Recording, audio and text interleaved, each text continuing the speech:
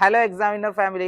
അപ്പൊ ഇതുവരെ പ്ലസ് വണ്ണിന് സീറ്റ് കിട്ടാത്ത കുട്ടികളുണ്ടല്ലോ, അവർക്കൊരു ഹാപ്പി ന്യൂസുമായിട്ടാണ് സാറ് വന്നിട്ടുള്ളത്. മറ്റൊന്നുമല്ല, നമ്മുടെ സ്പോർട്സ് കോട്ടയുടെ സപ്ലിമെന്ററി അലോട്ട്മെന്റ് റിസൾട്ട് നമ്മുടെ സൈറ്റിൽ പബ്ലിഷ് ചെയ്തിട്ടുണ്ട് അല്ലെ. സ്പോർട്സ് കോട്ടയിൽ സപ്ലിമെന്ററി അലോട്ട്മെന്റിന് അപേക്ഷ എല്ലാ കുട്ടികളും റിസൾട്ട് ചെക്ക് ചെയ്യുക. കാൻഡിഡേറ്റ് ലോഗിനിൽ സ്പോർട്സ് അലോട്ട്മെന്റ് റിസൾട്ട് എന്ന് പറയുന്ന ഒരു ലിങ്ക് ഉണ്ടാവും. അതുവഴിയാണ് നിങ്ങൾ അലോട്ട്മെന്റ് ചെക്ക് ചെയ്യേണ്ടത്.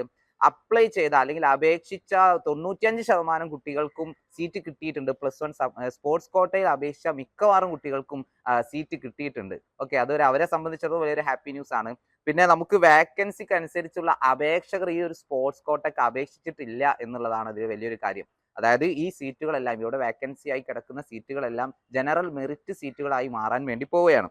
ഓക്കെ, അങ്ങനെ ആകെ നമ്മുടെ കേരളത്തിൽ ആകെ സ്പോർട്സ് കോട്ടയിൽ സീറ്റുകൾ ഉണ്ടായിരുന്നത് 3688 സീറ്റുകളായിരുന്നു. അതിലാകെ 551 അപേക്ഷകർ മാത്രമേ ഉണ്ടായിരുന്നുള്ളൂ. ബാലൻസ് വരുന്ന 3172 സീറ്റുകളും നമ്മുടെ സപ്ലിമെന്ററി അലോട്ട്മെന്റിന് വേണ്ടിയിട്ട് ജനറൽ മെറിറ്റ് സീറ്റുകളായി മാറും.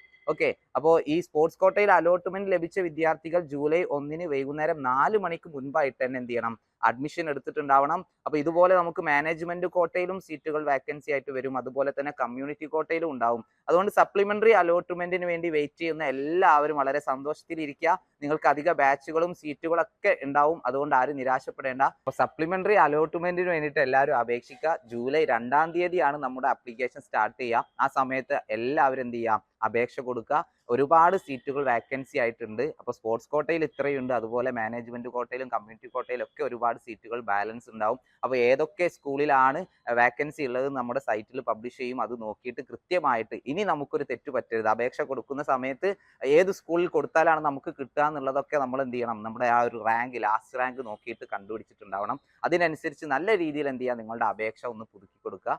എല്ലാവർക്കും ഇഷ്ടപ്പെട്ട സ്കൂളിൽ ഇഷ്ടപ്പെട്ട വിഷയം പഠിക്കാനുള്ള ഭാഗ്യം ഉണ്ടാവട്ടെ എന്ന് ആത്മാർത്ഥമായിട്ട് പ്രാർത്ഥിച്ചുകൊണ്ട് നിർത്തുന്നു.